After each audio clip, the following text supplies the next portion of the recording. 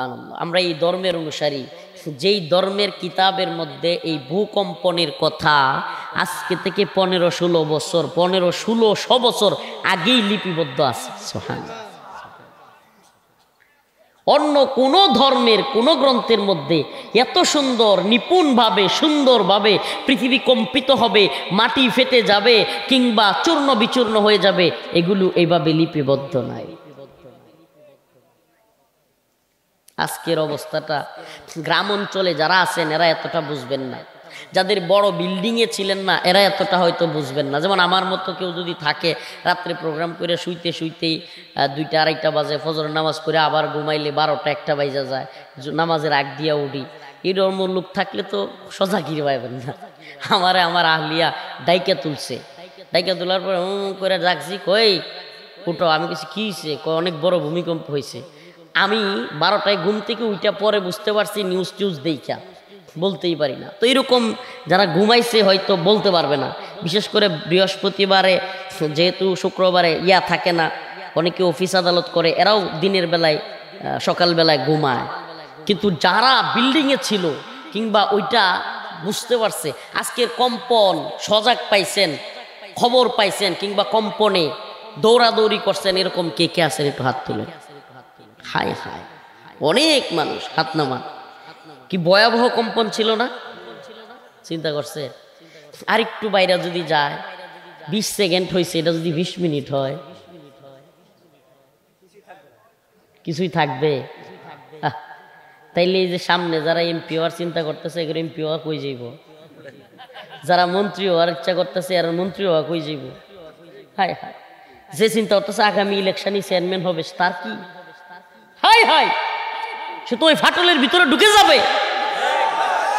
হায় আফসোস, তবুও যদি আমরা বুঝতাম, হায় আফসোস, তবুও যদি আমরা বুঝতাম যে আমি যা চিন্তা করতেছি, যেই ক্ষমতার চিন্তা করতেছি, যে আশা করতেছি, যেই বাড়ি গাড়ি টাকা পয়সা দন দৌলত এগুলোর আশা করতেছি, যেই বাড়ি গাড়ি টাকার জন্য আমি আমার ভাইকে পর্যন্ত খুন করতেছি, আছে না নাই?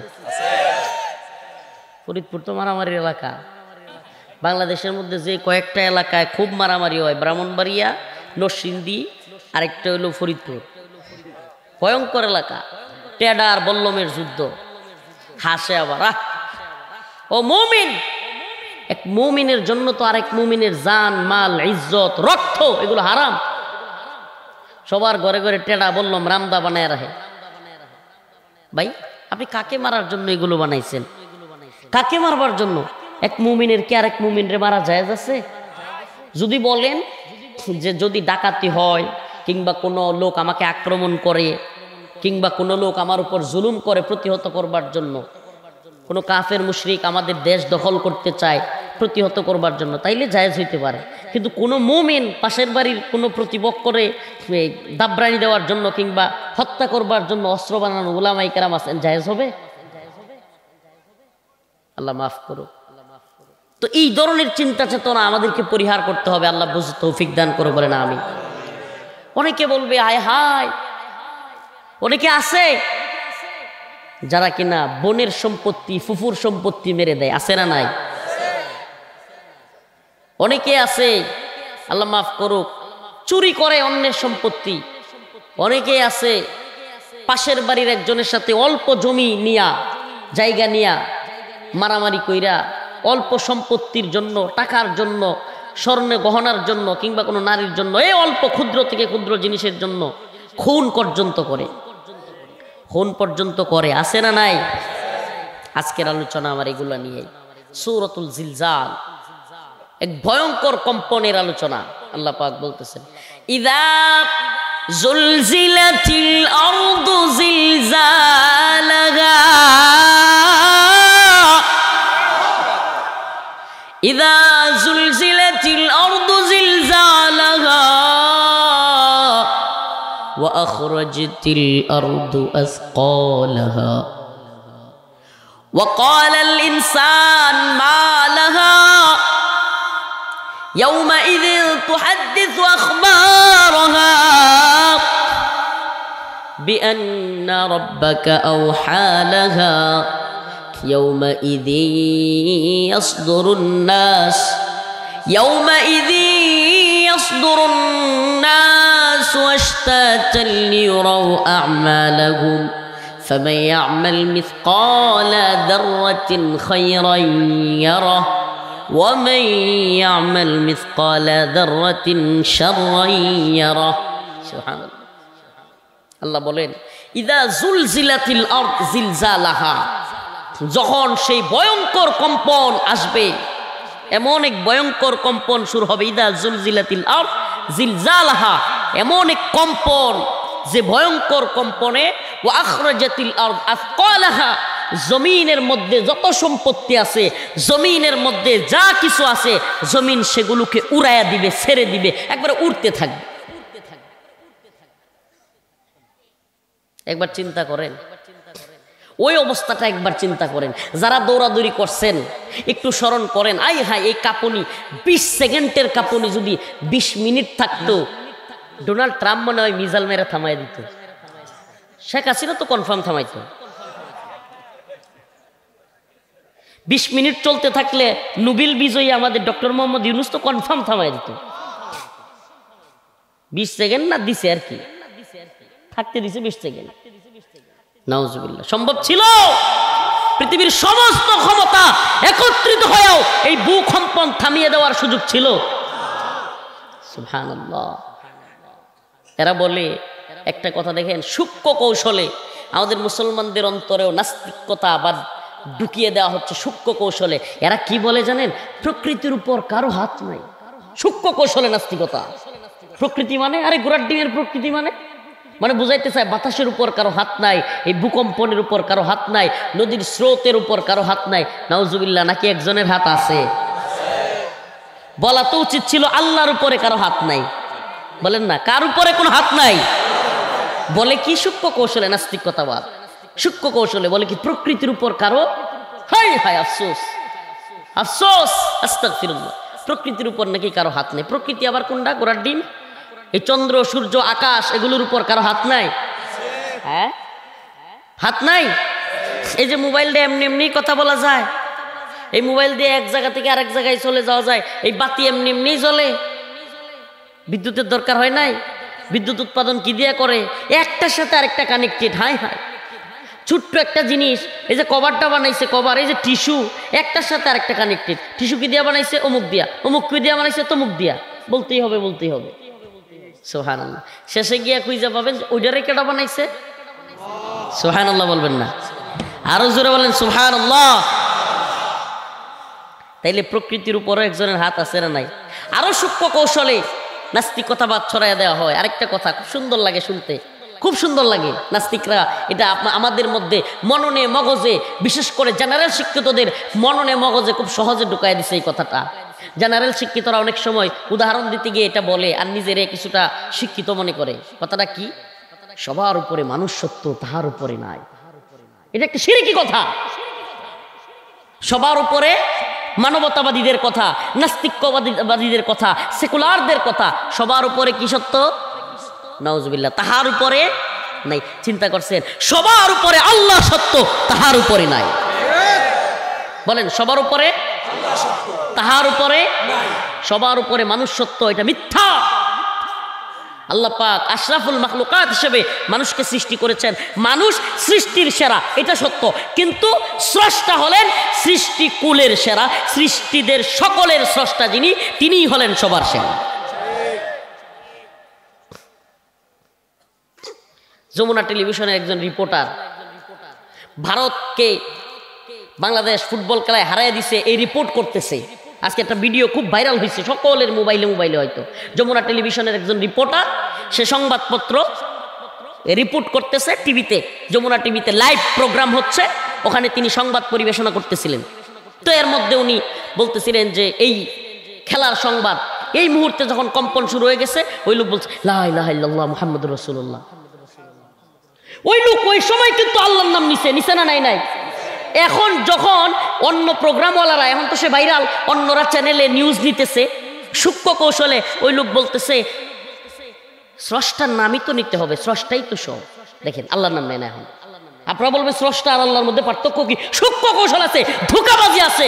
নাস্তিকরা কিংবা এই সেকুলাররা স্রষ্টা বলতে পছন্দ করে। একজন বাংলাদেশের একজন খুব পরিচিত একটা মুখ ছিল, যে কিনা ফেসবুকের এমপি বলা হইতো তারে, সুমন, ব্যারিস্টার সাইদুল হক সুমন।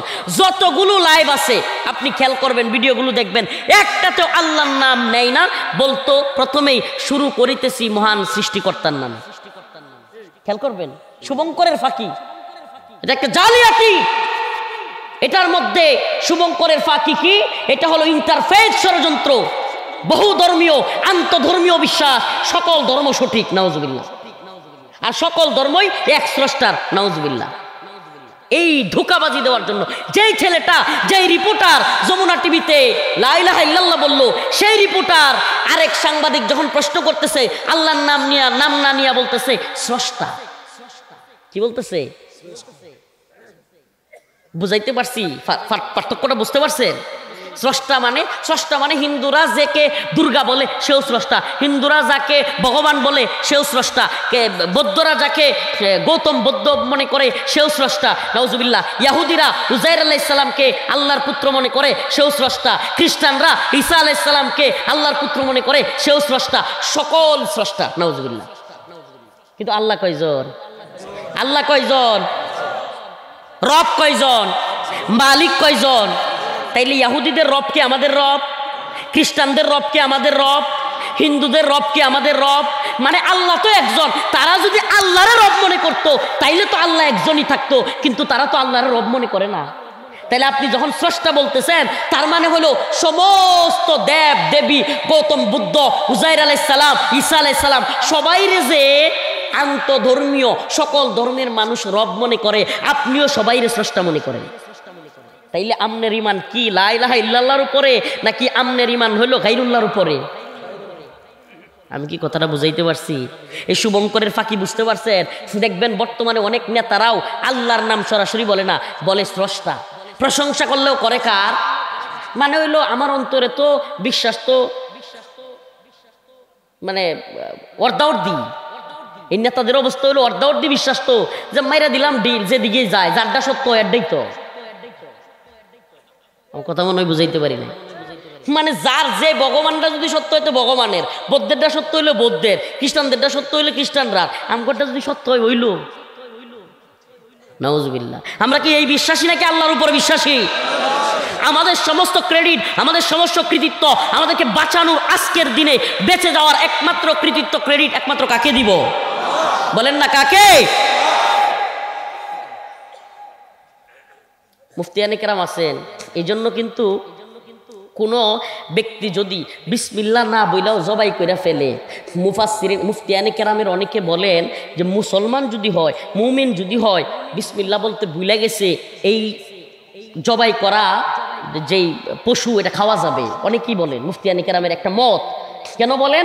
কারণ ওনারা এই ব্যাখ্যা দেন যে আল্লাহ অন্তরে তার বিশ্বাস তো ছিল, সে ভুলে বলতে মনে নাই, কিন্তু তার অন্তরে এই বিশ্বাস ছিল যে জবাইটা কার নামে হচ্ছে? বলেন না কার নামে হচ্ছে? কিন্তু যদি একজন কাফেরে করে খাওয়া যাবে? বলেন খাওয়া যাবে? একজন নাস্তিকে করলে খাওয়া যাবে? একজন আদা বিশ্বাসী যদি করে, আদা বিশ্বাসীও আছে, কিন্তু আছে না নাই? আদা বিশ্বাসী যদি নাই থাকতো, আল্লাহ কোরআনে বলতো আফাতুমিনুনা বিবাদিল কিতাব ওয়া তাকফুরুনা বিবাদ, তোমরা কি এই কিতাবের কিছু অংশের উপর বিশ্বাস করো, ওয়া তাকফুরুনা বিবাদ, কিছু অংশকে অস্বীকার করো। তার মানে আছে। আল্লাহ বলছে কিছু বিশ্বাস করে, কিছু অবিশ্বাস করে, আছে না নাই? আজকের এই ভূমিকম্পের দিনে নাস্তিক্যবাদীরা এমন এক প্রশ্ন জাতির সামনে তুলে ধরছে, কয় আজকে পর্দা কোথায়? মহিলারা তো দৌড়াইছে, উড়না নেওয়ার সময় নাই। নাউজুবিল্লাহ। চিন্তা করছে? ঢাকা শহরে যেইভাবে বাড়ি ঘর করা হয়েছে, দৌড়ে নিচে নামবো কই? নিচে নামলে তো আরেক বিল্ডিং উপরে মাথার উপরে বলবো। বাসনের জায়গা রাখছে ঢাকা শহর। হ্যাঁ, 20 সেকেন্ডের মধ্যে ভূমিকম্প থাইমা যায়, 20 সেকেন্ডের মধ্যে ভবন ভাঙা চুইরা শেষ হয়ে যাবে। 12 তলাতে দৌড়ে নামতেও তো লাগে 20 সেকেন্ডের উপরে। আর ওই সময় লিফট কাজ করবো নি? কাজ করবো? লিফটে কেউ ওই সময় উঠবো? তা 12 তলা 13 তলাতে নিচতলা পর্যন্ত নামতেও কয় মিনিট লাগবো? এই তথাকথিত ওড়নার কথাটা যেই নাস্তিকেরা তুলছে, নাউজুবিল্লাহ, আল্লাহ এদেরকে হেদায়েত দেখ, নাহলে ধ্বংস করো।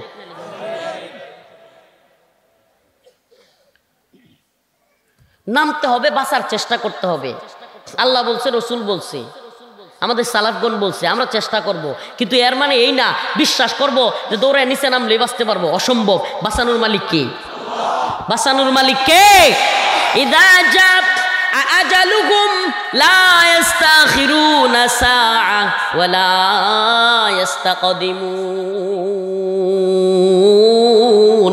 আমার আল্লাহ রাব্বুল আলামিন বলেছেন, এক বিন্দু পরিমাণ, ইদা জা আজালুহুম লা ইস্তাখিরুনা সাআ ওয়া লা ইস্তাকদিমুন, বিন্দু পরিমাণ এদিক সেদিক হওয়ার সুযোগ নাই। মৃত্যু যখন আসে, আজল যখন আসে তখনই হবে। কে বলেছেন এটা? চাচা বাড়িতে গিয়ে সাদিয়ে ডাকেন, এনে ডাকেন না। কে বলেছেন এটা? এক বিন্দু পরিমাণ এদিক সেদিক হওয়ার সুযোগ নেই। বাঁচানোর মালিক কে? মেরে ফেলার মালিক কে? কুল ইন্না সালাতি ওয়া নুসুকি ওয়া মাহইয়ায়া, এটা আমার একটা বড় মজার আয়াত, আমার খুব ভালো লাগে। কুল ইন্না সালাতি ওয়া নুসুকি ওয়া মাহইয়ায়া ওয়া মামাতি লিল্লাহি রাব্বিল আলামিন। আমার নামাজ, আমার কুরবানি, হায়াতি, আমার হায়াত ওয়া মামাতি, আমার মৃত্যু, লিল্লাহি রাব্বিল আলামিন, একমাত্র কার জন্য? সুবহানাল্লাহ। যার অন্তরে এই বিশ্বাস আছে, সেই ব্যক্তি যদি মারাও যায় আল্লাহর জান্নাতে যাবে কি যাবে না? যাবে কি যাবে না?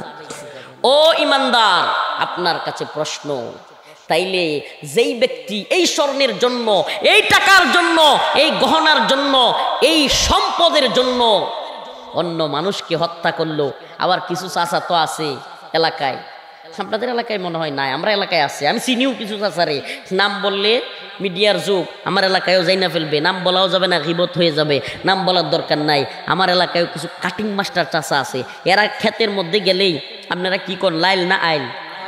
আইল, আমাদের সাথে মিল আছে, আমাদের আইল, ওই আইলের মধ্যে গিয়ে কুদাল এমনি ধরে।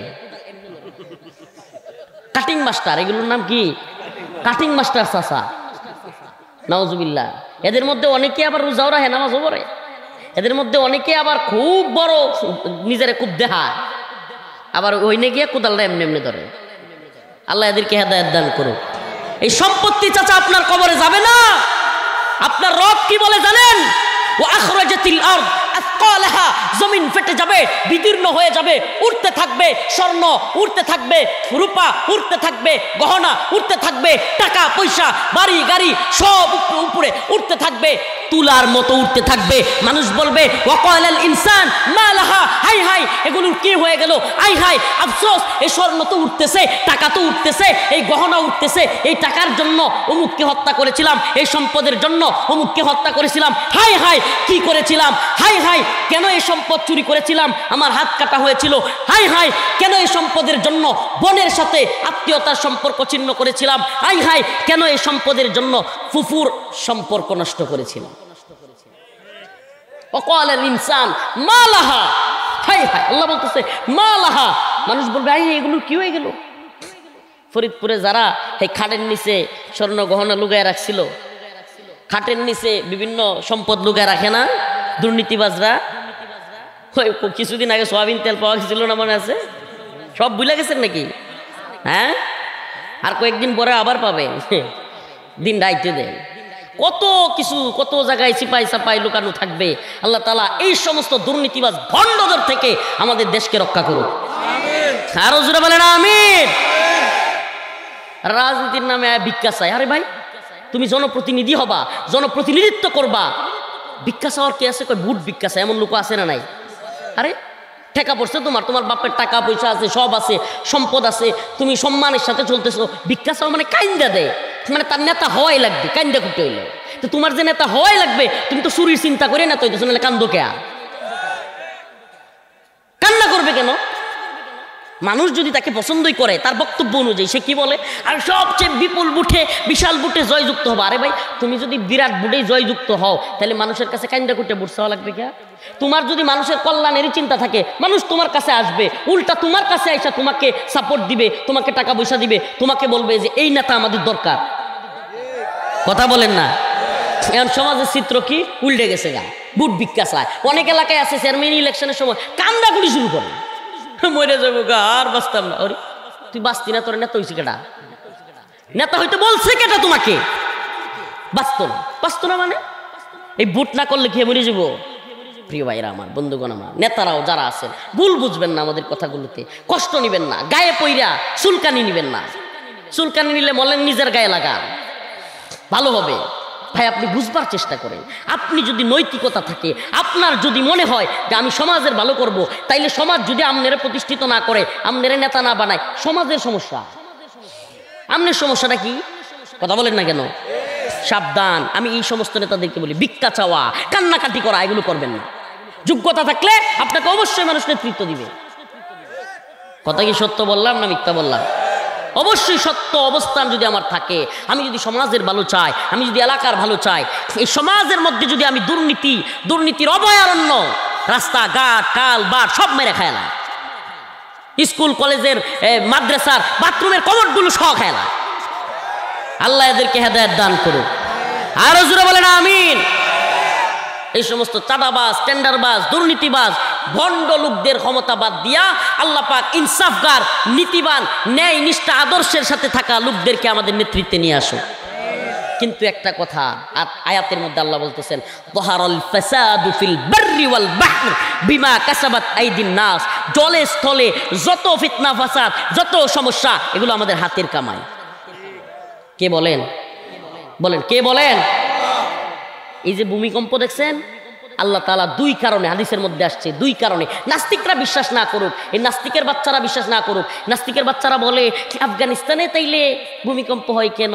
মানে আফগানিস্তান তো ইসলামী শরিয়া রাষ্ট্র। আরে আফগানিস্তানে কি পাপাচার হইতে পারে না? আল্লাহ তাআলা সতর্ক করা লাগতে পারে না?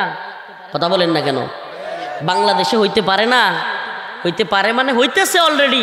বাংলাদেশে বর্তমান সরকারের সময়ে সবচাইতে বেশি সমকামিতা প্রচার প্রসার হচ্ছে। নাউজুবিল্লাহ বলবেন না? সমকামিতা, আহা, গ্রামের অনেক মানুষ তো বুঝেও না। LGBTQ, লেসবিয়ান, গে, এই শব্দগুলোর সাথে আমাদের সমাজ এখনো অপরিচিত, কিন্তু ঢাকা শহরে কিংবা বিভিন্ন জেলা শহরগুলোতেও খুব পরিচিত। এখন অনলাইনে, ভিডিওতে, কন্টেন্টে, নাটকে, সিনেমায় বিভিন্নভাবে ছেলে ছেলে সম্পর্ক করা, মেয়ে মেয়ে সম্পর্ক করা, নাউজুবিল্লাহ। এমনকি এই সরকার বাংলাদেশে একটা মানবাধিকার কমিশন নাম দিয়া একটা কমিশন খুলছে জাতিসংঘের। এই কমিশনের যে দূতেরা আসতেছে, এরা নিজেরাই সমকামী। নাউজুবিল্লাহ বলবেন না? আমি এই জন্য মাঝে মাঝে বলি, বিগত যে সরকারটা 16 বছর ছিল, এরা ছিল ভারতের গোলাম, আর বর্তমানে যেটা আছে এই সরকারটা হলো আমেরিকার গোলাম এবং সমকামী সরকার। আগেরটা ভারতীয় গোলাম সরকার, আর এখন একটা হচ্ছে সমকামী সরকার। উইটা পয়রা লাগছে এই ডক্টর মোহাম্মদ ইউনূসের সরকার। সমকামিতা, LGBT, এই পশ্চিমা বস্তা পচা, এই পশ্চিমা সমাজ পচা, এই পশ্চিমা রাষ্ট্র পচা, পুরো বিশ্বকে নষ্ট করে দেওয়ার যে সমাজ ব্যবস্থা, এই অবস্থা চালু করবার জন্য এই সরকার উইটা পয়রা লাগছে। এই সরকারের কিছু উপদেষ্টা সমকামীদেরকে প্রমোট করবার পক্ষে, এমনকি এই NGO সরকারের কিছু উপদেষ্টা সরাসরি আমেরিকার মদদে বাংলাদেশের সমকামিতা প্রমোট করবার জন্য কাজ করতেছে। আমরা বিগত সরকারের আমলেও কোনো কথা রাখটাক রাইখা বলি না, আলহামদুলিল্লাহ।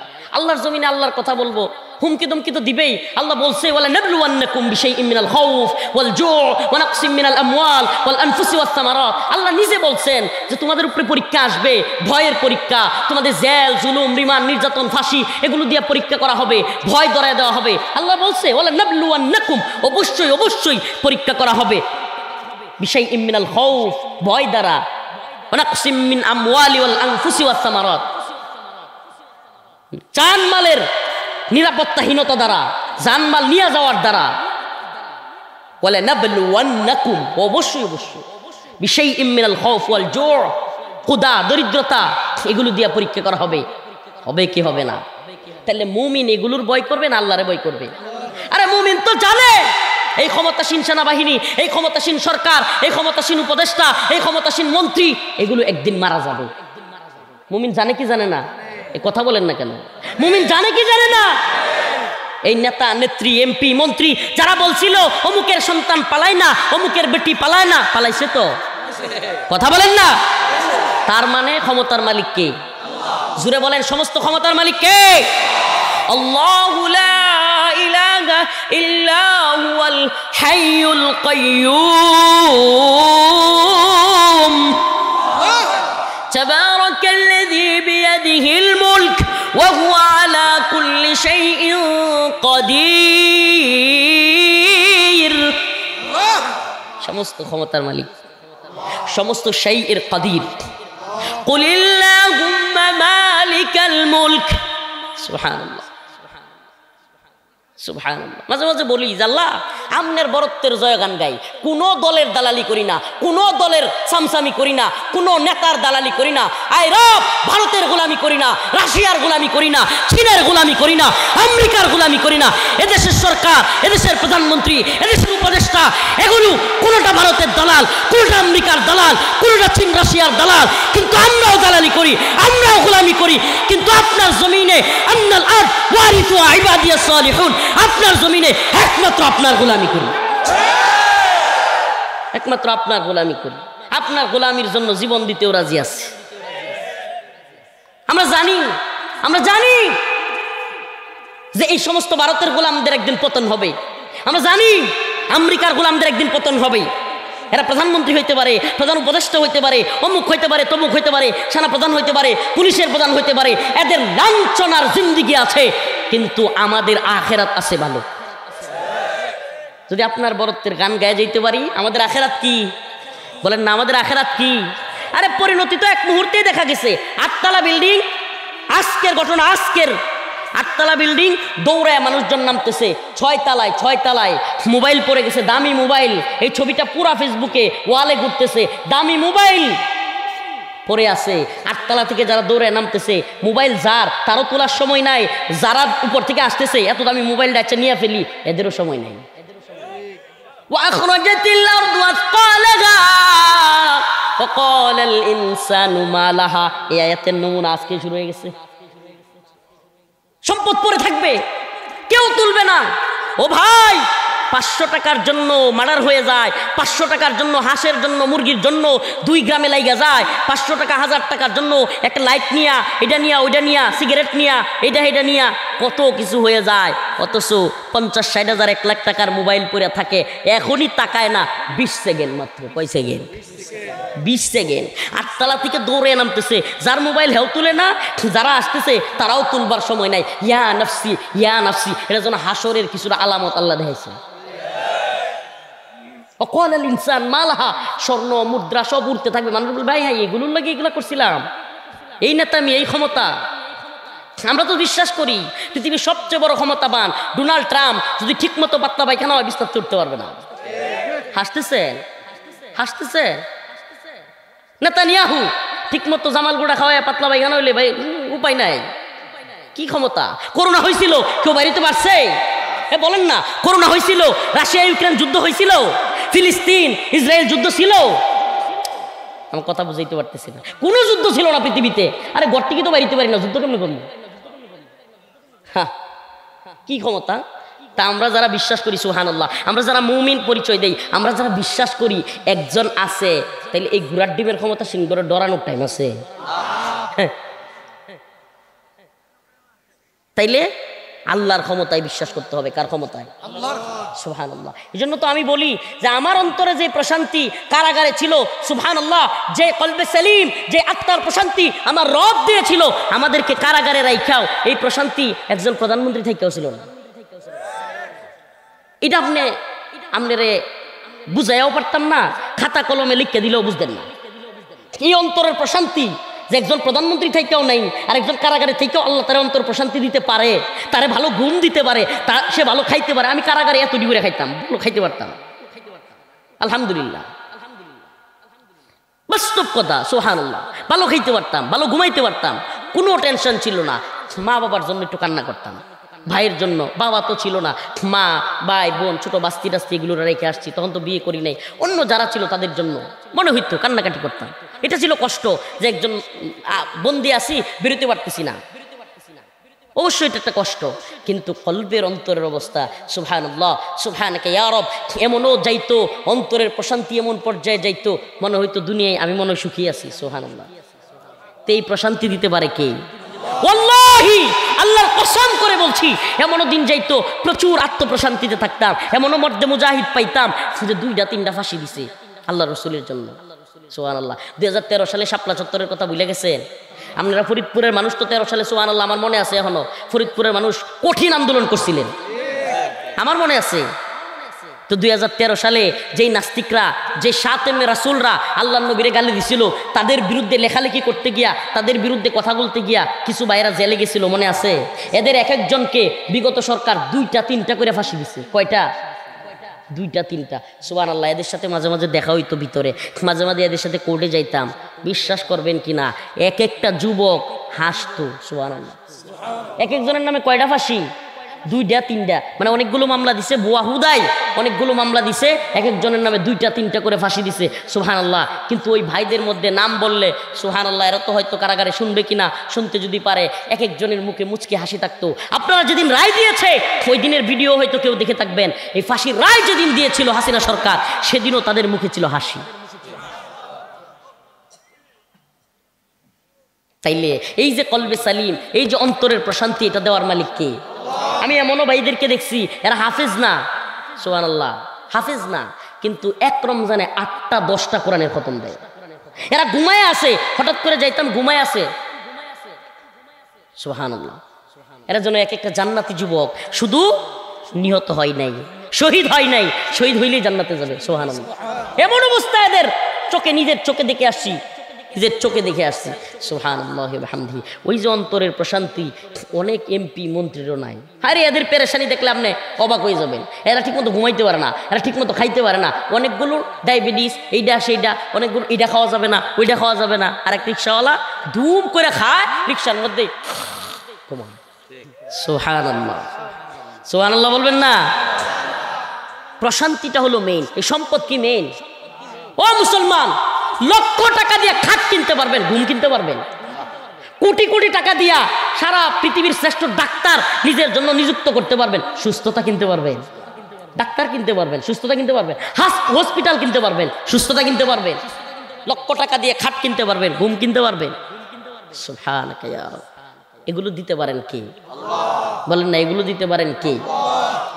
আলেমদেরকে লাঞ্ছিত করবার চেষ্টা করেছিল, আলেমদেরকে বেইজ্জতি করবার চেষ্টা করা হয়েছিল। বেইজ্জতি আলেমদেরকে করতে পারছে? আল্লাহ পাক চূড়ান্তভাবে বেইজ্জতি করে দিছে। করছে কি করে নাই? আল্লাহ তাআলা হেদায়েত দান করুক, বুঝ দান করুক। আমরা দোয়া করি আল্লাহ হেদায়েত দিকে দেখি, আল্লাহ বুঝ দান করুক। এখনো যদি বুঝে, আল্লাহর জমিনে আল্লাহর প্রিয় বান্দা হচ্ছে আলেমরা।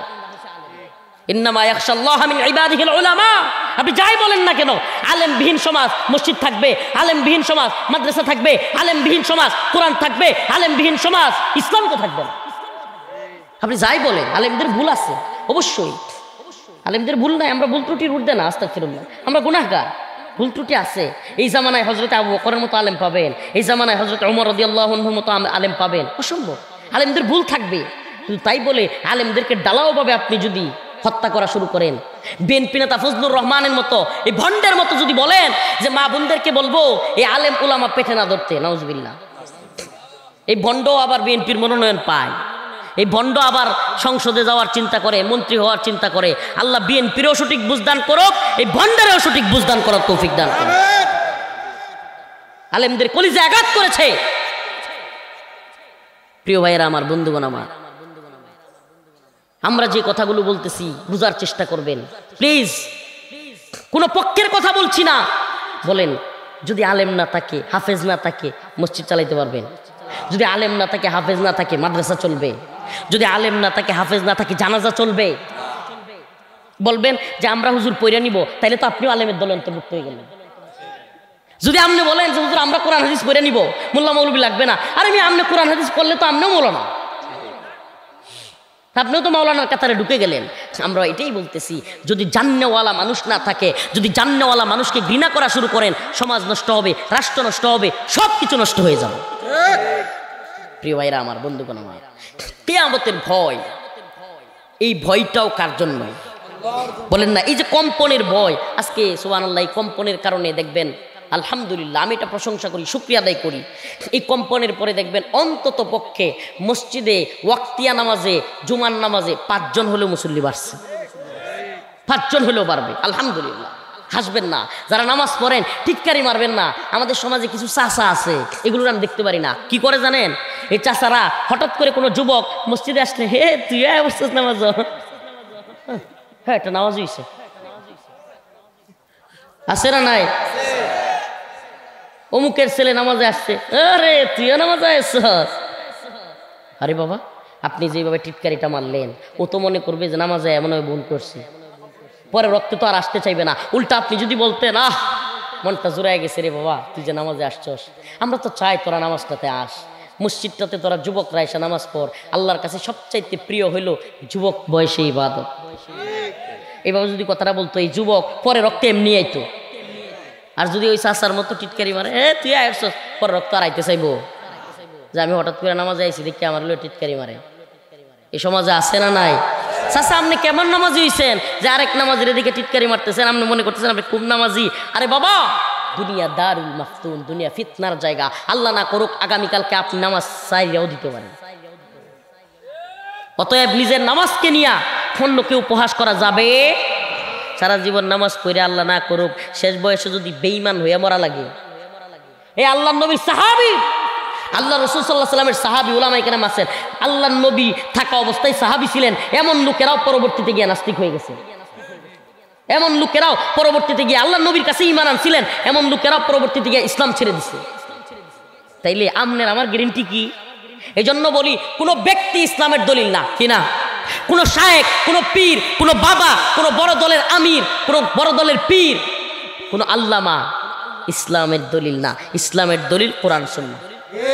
ইসলামের দলিল কি? আগামীকালকে রফিকুল ইসলাম মাদানী যে হক কথা বলতেছে, এগুলো না বইলা কোনো দলের কিংবা আল্লাহ না করুক কোনো নেতার, কোনো সরকারের পকেটে টাকা পড়ার কারণে কিংবা বড় বড় হাদিয়া পাওয়ার কারণে রফিকুল ইসলাম মাদানীর আল্লাহ না করুক, আল্লাহ না করুক, আল্লাহ না করুক কথা চেঞ্জ হইতে পারে। কোরআন কি চেঞ্জ হয়ে যাবে? বলেন না, কোরআন চেঞ্জ হবে?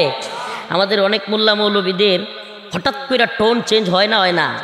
হঠাৎ করে কথাবার্তা চেঞ্জ হয় না, হয় না? বুঝবেন পকেটে কিছু পড়ছে, হয় কিছু পাইছে, নাইলে কিছু খাইছে, নাইলে ছাগলের 3 নম্বর বাচ্চার মতো লাফাইছে। হয় কিছু পাইছে, নাইলে কিছু খাইছে, নাইলে একই কথা উল্টায় কয় কেমনে? নাউজুবিল্লাহ। আল্লাহ আমাদেরকে বোঝার তৌফিক দান করুক। আরো জোরে বলেন আমিন। আল্লাহ হেদায়েত দান করুক, বলেন আমিন। যে আয়াতে কারিমা তিলাওয়াত করেছিলাম, কষ্ট নিচ্ছেন? কিছু সত্য কথা এগুলো আমাদের বলা দরকার, কিছু সত্য কথা আমাদের জানা দরকার। আজকে আসি, কালকে তো নাও থাকতে পারি। এই যশ খ্যাতি, এই বাহবা, এই হাজার হাজার জনতা, আমার কি লাভ হবে যদি আল্লাহর কাছে ধরা খাই? বলেন না। এই যশ খ্যাতি, এই ক্যামেরা, এই ক্যামেরা, এই যশ খ্যাতি, এই তথাকথিত হাজার হাজার ভিউ, এই ভাইরালিজম, সেলিব্রিটিজম, কি হবে ভাই যদি আল্লাহর কাছে ধরা খায় যায়? বলেন না। আল্লাহর কাছে ধরায় গায়ে গেলে এগুলার কোনো মূল্য আছে? ফামান যুহজিহা আনিন নার ওয়া উদখিলাল জান্নাতা ফাকাদ ফাজ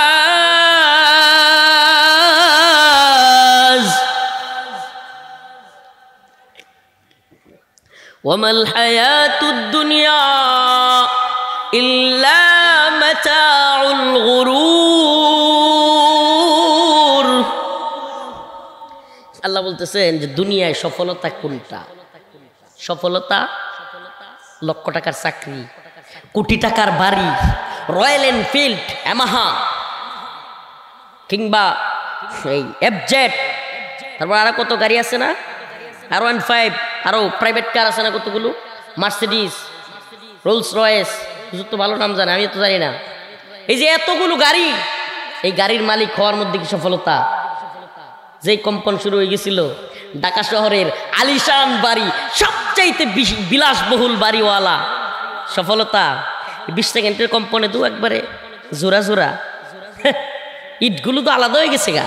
ওই যে সৌন্দর্য, ওই যে একটা আর্টিস্ট আইনা 5 লক্ষ টাকা খরচ কইরা একটু সিস্টেমে বাঁকায়া দিয়া একটা লাভ এটা সেটা লাগাইছিল, সব তো চূর্ণ বিচূর্ণ। সুবহানাল্লাহ, সুবহানাল্লাহ।